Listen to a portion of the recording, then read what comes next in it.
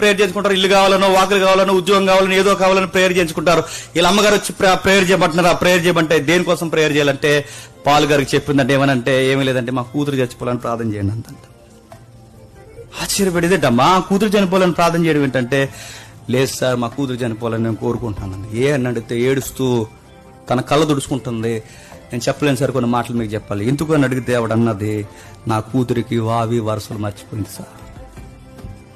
మా నాన్నగారు చాలా పెద్ద ఎంప్లాయ్.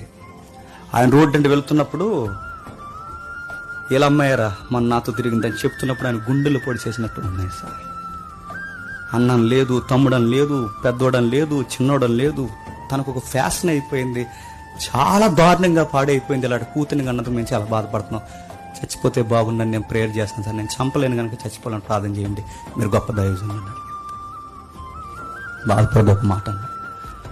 అమ్మా, నీ కూతురు చనిపోవాలని నువ్వు కోరుకుంటున్నావా, నీ కూతురు బతకాలని కోరుకుంటున్నావు అని అడిగితే, నీ కూతురు మారాలని కోరుకుంటున్నావా, చనిపోవాలని కోరుకుంటున్నావా అంటే తల్లిగా అంది, మారితే నాకు అంతకన్నా ఏం కావాలంటే, ఆ మారకపోతే చనిపోవాలని కోరుకుంటున్నాను.